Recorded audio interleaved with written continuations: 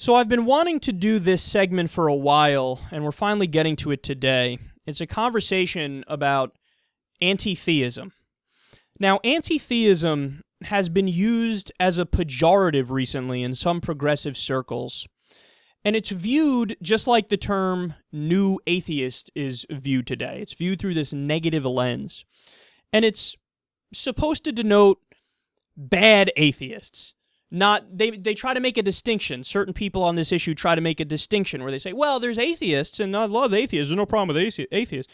But those new atheists, and I mean the anti-theists, they're the really bad ones. And in their mind, what they're really saying is, hey, those atheists that are atheists, but they don't talk about it, and they don't argue for it, those are the good ones. If you actually have a voice and you speak up, well, then you're one of the bad ones. So it's almost like hey, know your role and shut your mouth if you're an atheist, okay? Don't criticize anybody else. They can criticize you all the fuck they want, but if you criticize them, well, now you're being a new atheist and you're being an anti-theist, and that's just bigoted and intolerant. So first, let's define this before we go any further. If you type anti-theism into Google, the first thing that pops up is this. Quote, anti-theism is active opposition to theism. The term has had a range of applications. In secular contexts, it typically refers to direct opposition to organized religion or to the belief in any deity, while in a theistic context, it sometimes refers to opposition to a specific god or gods. So that's the gist of it, and if you go to different places, you get slightly different definitions. But to put it simply, anti-theism is the belief that religions aren't true. And some might go a step further and say, hey, they're also harmful. But that's it. That's it. So atheism is the lack of a belief in God, the claim that, hey, I don't think there's enough evidence to prove a God. And anti-theism is the claim that religions aren't true. So how has this been used negatively today? Well, listen to a passage from Reza Aslan about this. Now, let me be clear before I continue here. Reza's a guy who's a mixed character. On many issues, I 100% disagree with him, and I kind of wish, I invited him on the show once, he didn't want to come. I kind of wish I could have this conversation and hash out these differences. But sometimes he makes some decent points. If you look in the SecularTalk YouTube archives, you'll see half the coverage of Reza is negative, half of it is positive. So he's a mixed character. But listen to his passage on anti-theism. He says, quote, what Harris, referring to Sam Harris, Richard Dawkins and their ilk are preaching is a polemic that has been around since the 18th century, one properly termed anti-theism. While an atheist believes that there is no God and so follows no religion, an anti-theist opposes the very idea of religious belief, often viewing religion as an insidious force that must be rooted from society, forcibly if necessary. Now, that last line is the source of all the controversy about the term anti-theism and the way it's used today. And let me be clear, that last line is not true. It's not true. In fact, I'm an anti-theist, and I'm even a new atheist in many respects. And I've never read I've read all the so-called new atheist materials. Not a single one of them has ever argued to forcibly remove religion from society. Not a single one, not a single one, not a single one.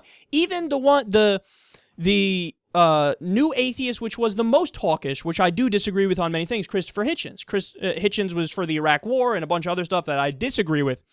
But he never argued we should forcibly remove religion from society.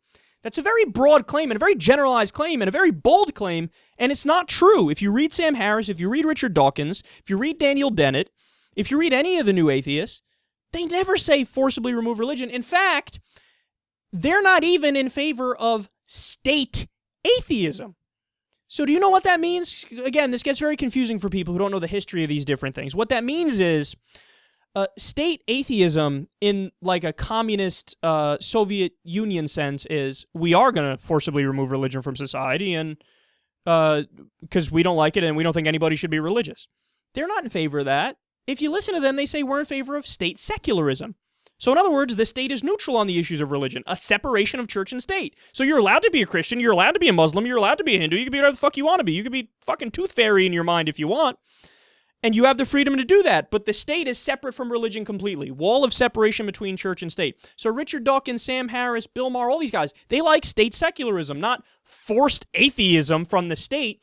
And that's the straw man that many people in the progressive community have unfortunately bought into about people who are new atheists and anti-theists. It's this idea of like, these atheists are somehow bigoted, somehow intolerant, and they forcibly want to remove religion from society. Wrong! What they want to do is convince people via logical argument that religion is very harmful. And guess what? That's true. And you know what else they argue? Religion isn't factual. That's also true. Now, you have a lot of religious apologists who do a tap dance and say, well, all the holy books are meant to be metaphorical, so there, haha, we wiggled away from your obviously true point that the books themselves aren't factual.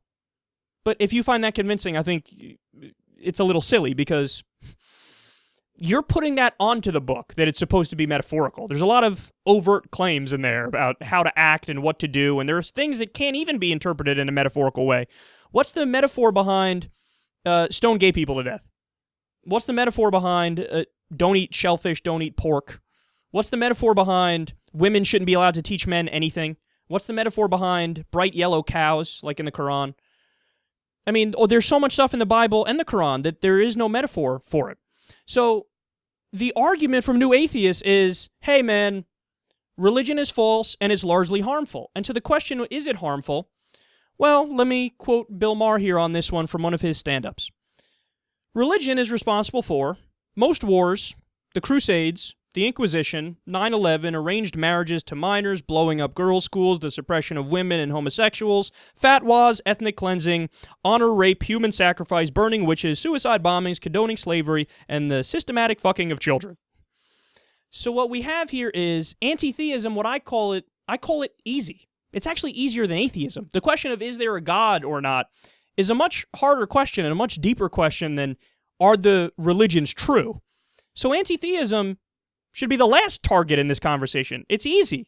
It's almost common sense in a way, right? And the claim that religion isn't true, but also that religion is dangerous, also seems fairly straightforward to me and very rational to me. So this straw man against anti-theists and new atheists is really misleading and not fair, because these people are peaceful people, and they're fair people, and they're smart people, and they're kind people, and anybody who says otherwise really doesn't know what they're talking about.